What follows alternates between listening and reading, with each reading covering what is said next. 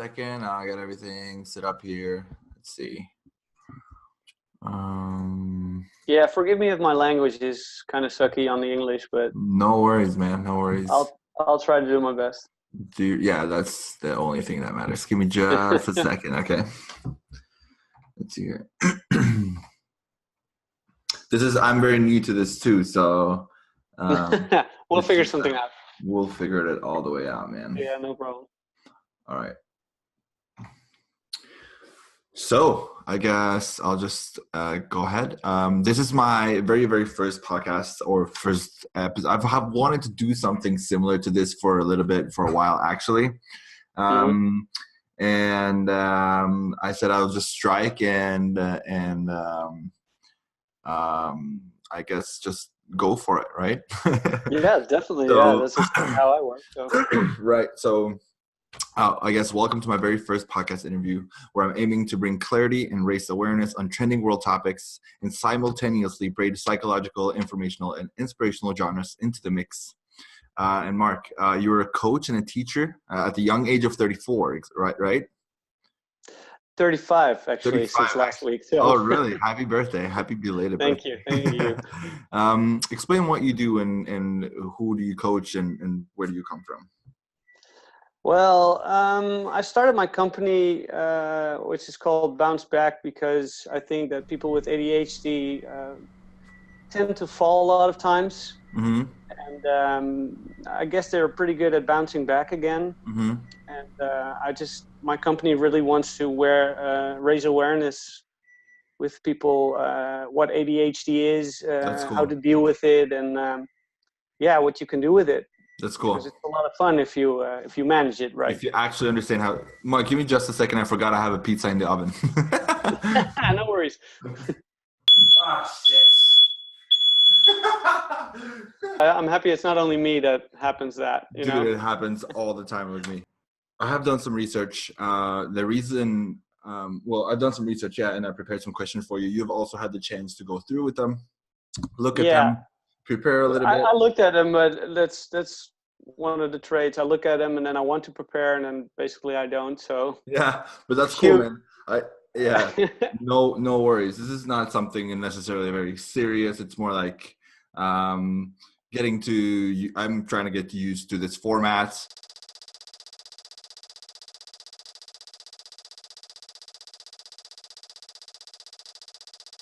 And I've always also found reasons to act on my desires to interview you.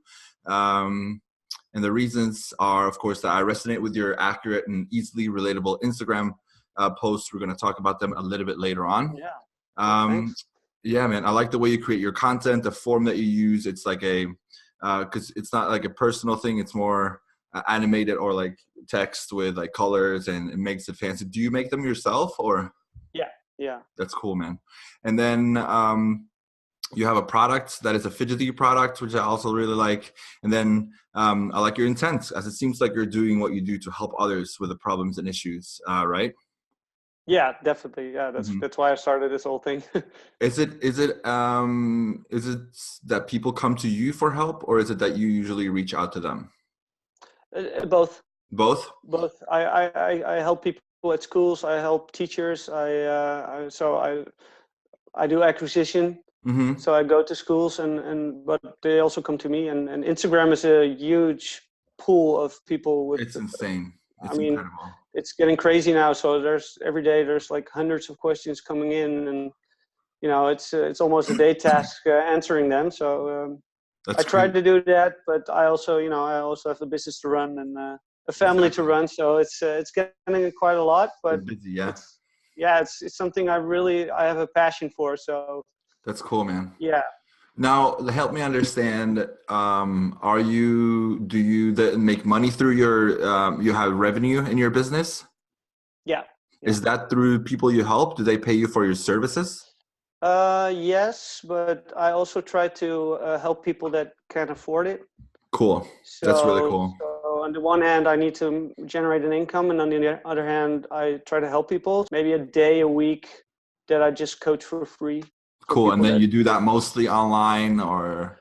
A lot of it's online nowadays. Yeah. That's cool, man. That's really cool. Yeah. So I am thinking about just jumping right into the very first question here. The difference between ADD and ADHD is that the H in the ADHD comes from physical hyperactivity, right? Yeah. So, which means that shy and calm and quiet people can also have the syndrome. It is only called ADD, correct?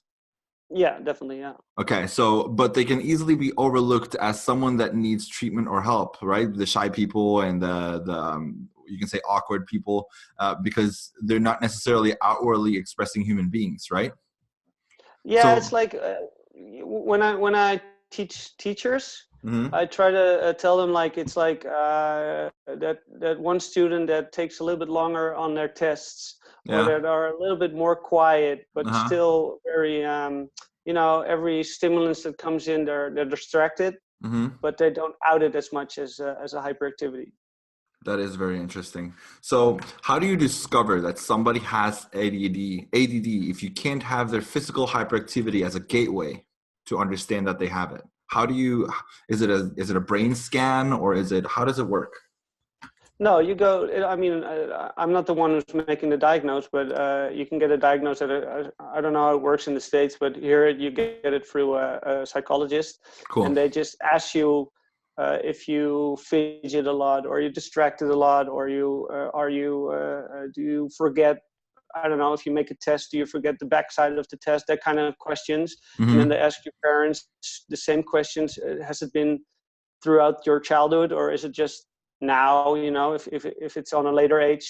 Because I found out it when I was 26, so I had a whole life of Interesting. mistakes before that. But That is very interesting. so it's like, if your teacher knows what it is, then they'll probably recognize it, Mm-hmm.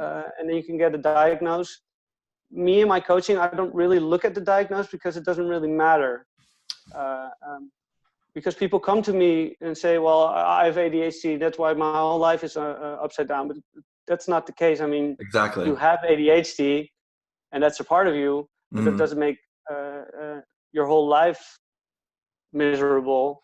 It's That's bec- that's that depends on that's how you can control it, right? How do you manage the ADHD, correct? Yeah. Well, I look at it like this: if your life is like a bucket, Mm-hmm. and if you put the bottom, you have ADHD or autism or any other Mm-hmm. DSM-5 diagnosed there is, because if you look at the DSM, we're all as nuts as you can be, but like, you have ADHD. And then if your whole life you're trying to do the ADHD, but society wants you to be on time, Mm-hmm. or society wants you to pay attention and Mm-hmm. don't look at that thing outside, so you kind of have like this second layer of what society is expecting of you, Mm-hmm. and you kind of tend to fail at that all the time. That is So truly like, interesting. the damage that causes is not the ADHD. That's just the thing you have. It's the thing that you want to do it like it's supposed to go. Yeah. Well, what I do in coaching is I take that second layer away and try to replace it with, well, what works for you? Yeah. Like, if you're always too late, well, why would you find a job that requires you to be there at 8? Exactly. Try So to try it's to so it's switch it about around. knowing. Exactly switching it up. It's about knowing what you are struggling with, and then how you can change or suit your personality traits to whatever that you're doing in your everyday life. Correct? Yeah, so That's so it. basically, I'm not looking at the problem, which could Yeah. be ADHD, but Yeah. I think it's something different. But I'm not looking at the problem. I'm looking at the other side. Like, what are your qualities? What are your good traits? Hmm. What does it make you you? Yeah. And try to emphasize on that and make that a whole lot bigger. So like, it switches to, Very interesting. I have ADHD, and that causes a lot of problems, but I can work around those because I have Yeah. so many qualities. That is. So That that's what I is. do in coaching. I'm not looking. See, ADHD coaching is kind of, that's the thing I do, but basically I'm trying to make it bigger into, well, what are your positive traits, and who can help you, and what can help you to get where you want to go. So when you find that out, when you, let's say you're a good guitar player, or you like editing videos, or whatever it is that the person that you're helping, you found out the activities, you find out what they are good at, and all those things that you asked them at the very beginning. How do you proceed from that?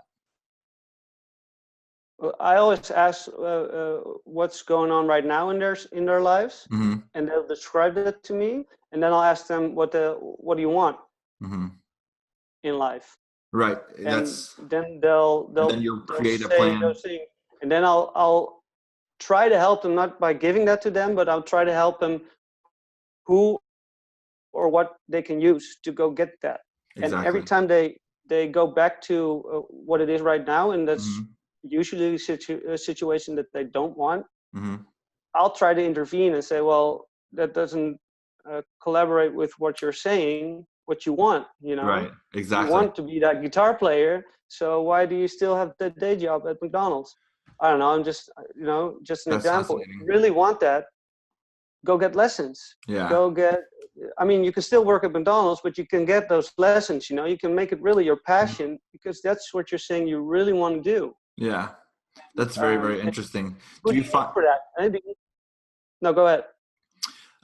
do you find it that is a common thing for people that you help, that they can't connect the thing that they're doing with what they want to do, I think everybody knows what they really want to do. but there's I don't something think a that lot kind of of people stops it? really do it. Mm. Yeah. That is Yeah. very interesting. That is a question that I've asked a lot lately. It's like, why is it that so many, it's like, let's take a very simple example, like working out. Like everybody knows what you need to do to be healthy, what you need to do to have a healthy body, and to look athletic. And very many people want that, and they know what to do to actually accomplish it, which is eat healthier, work out 30 minutes every day, and all those basic things. Everybody knows that. But what is Mm-hmm. it that's very fascinating to me? Why is it that we're stopped from doing it? What is it what's the layer in between that stops that?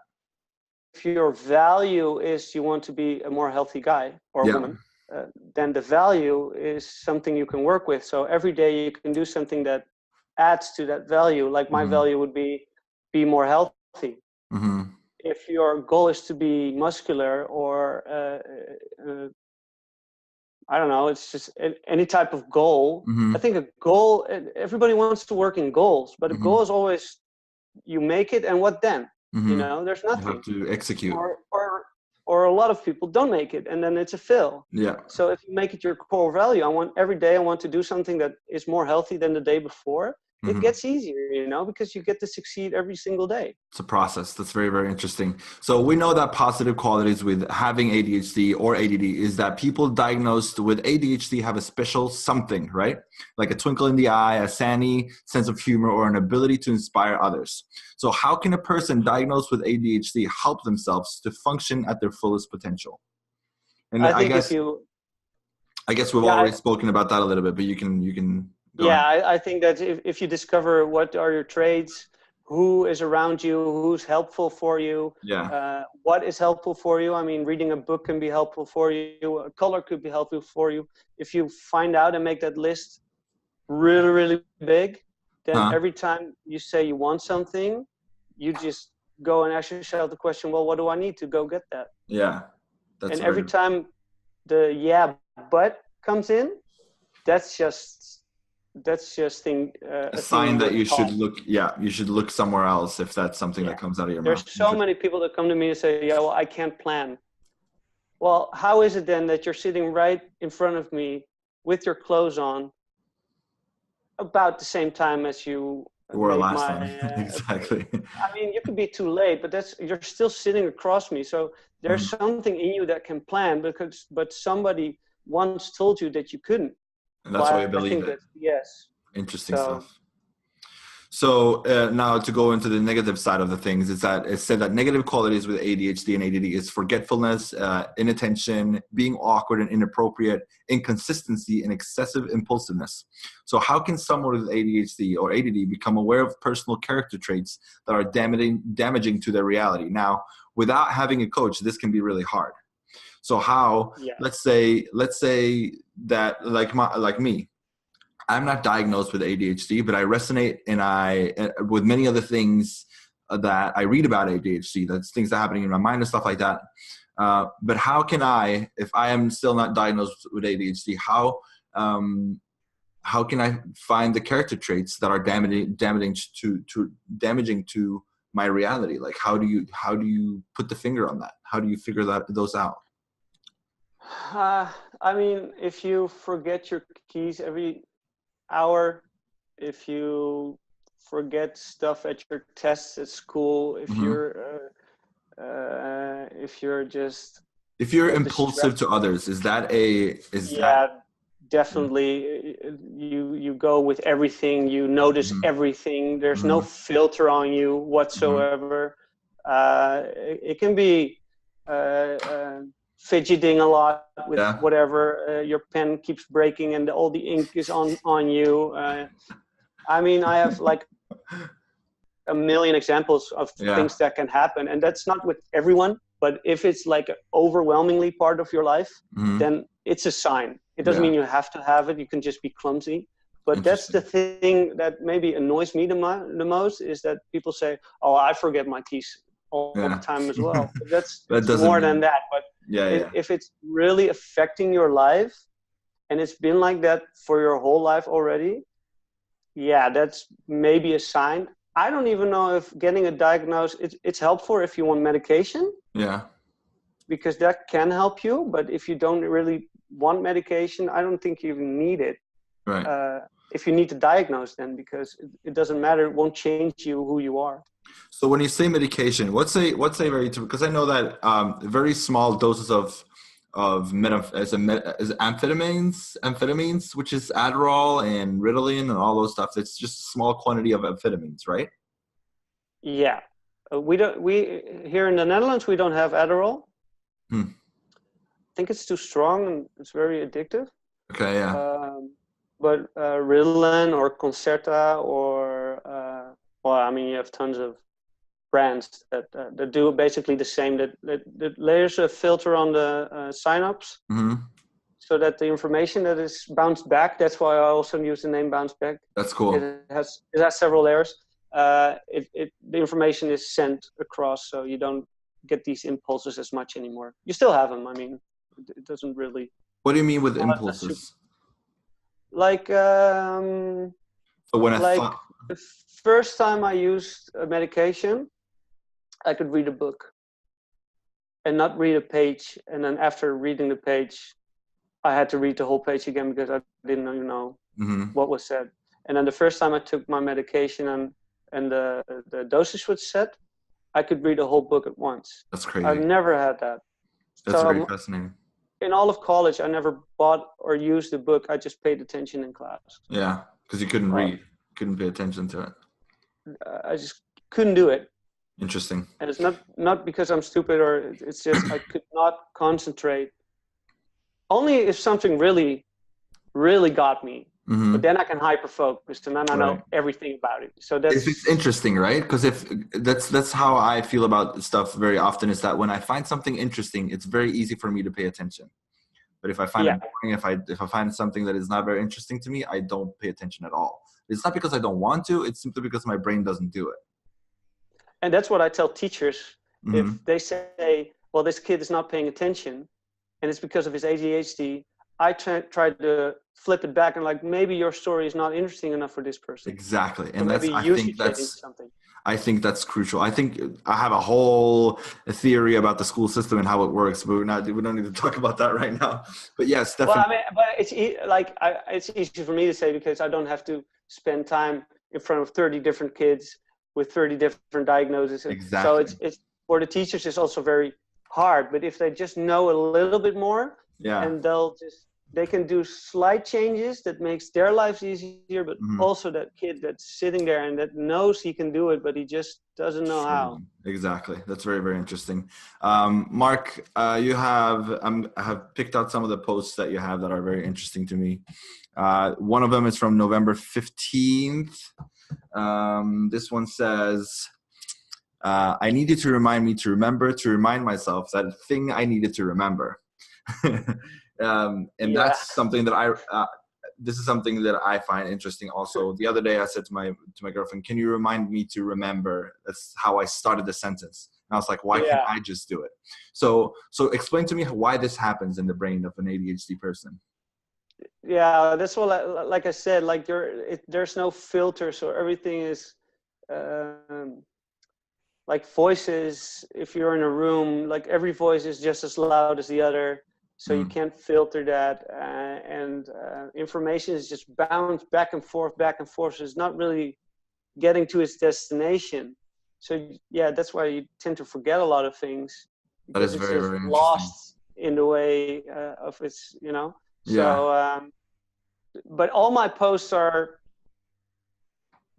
basically every post I make is something that I have in my life. Have you built this page by yourself from every single post? That's Yeah. cool, man. That's really cool. And then there's one from October 17th, 2018. It says, exercise is the most potent and underutilized antidepressant, and it's free. Can you explain that? Because this doesn't have to be true for just ADHD people. No, It's true that's for for everybody. everyone. Explain why it's so important for Well, I mean, some. your brain develops till it's like 30. Mm-hmm. So getting the blood through your brain, getting the exercise, getting it stimulated, Mm-hmm. is not even till you're 30. I mean, you need that your whole life. But that's just proven that it's good for kids with behavioral problems. It's good for just about everyone. People with dementia need to move more, and what do? They put them in homes and they don't move anymore, and they'll give them I don't know, porridge. They don't even have to chew anymore. So there's like a lot of lack of movement, but the brain needs the blood and the energy. So instead of giving them porridge and tell them to go back, sit back down, you need to tell them to get up and eat and move. And also for that kid that has behavioral problems, because it just exercise the brain. And after 30, it's the same. It doesn't have to be exercise, the physical exercise. It can also be learning to play the guitar. As long as you stimulate your brain, it's still developing. That is very interesting. The frontal lobe, I mean, the brain works from the back. It develops from the back to the front. So the front is the last that's developed at like age 30, 25, 30, something like that. But it's the first that makes it go bad again. So, and that's the part that makes us. And that's the part that makes ADHD so difficult, because it's less developed. That is very interesting. So you say that the front part is the ADHD. Can you repeat that last part? Well, the frontal lobe makes you. Uh-huh. It makes you have, you can make decisions, you have morals, that kind of thing. But that's also the thing that have impulse control. And people with ADHD don't have impulse control. So there's a malfunction there. Impulse control. Interesting. I'm going to look that up. Control. Okay, so the next post you have was October 3rd.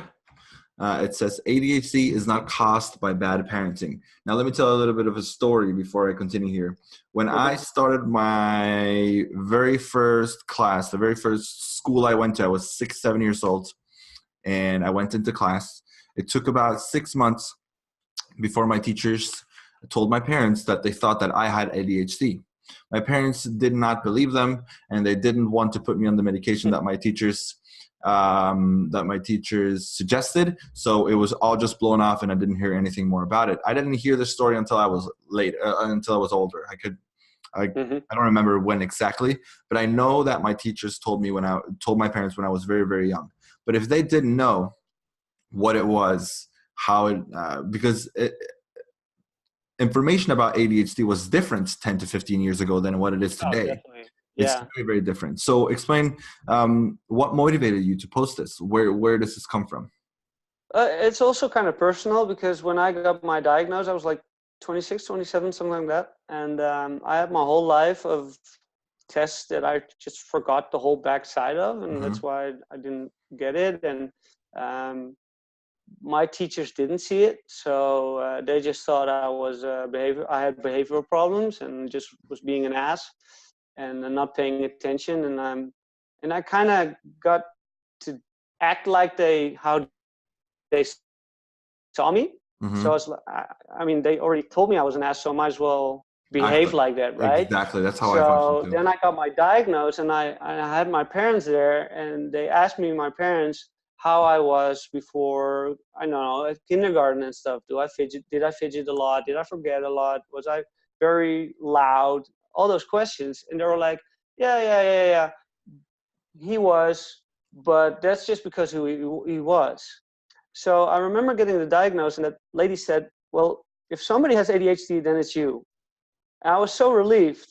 But my parents, at first, kind of ignored it, and they said, well, it's not a thing. It's not real, and you don't have that.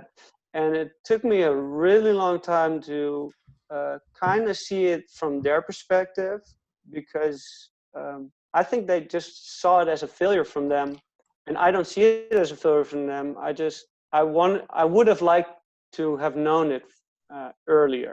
But that's, if you don't know and if you're kind of afraid of what it is, and that's why you're not looking it up, I can see their perspective now. That doesn't mean I agree with them. It doesn't make it less hard, but I can understand, So that's why I posted that, because it's not bad parenting that they got mad at me because I flunked a year. I totally agree with that. Like, it's the saying that says you don't know what you don't know, which means that if they didn't know the truth or information about what ADHD actually was, of course they will not believe that you have it if they don't exactly. So that's how I think my parents also related to it. They just have heard what it was, didn't actually make any research, and then assumed that it didn't have it. Again, I have not been diagnosed yet, and the first thing I'm going to do when I come back to my home country in Norway, I'm going to go there and check that out, because there's many things that I actually resonate very, very much to. So I have one more question for you, Mark.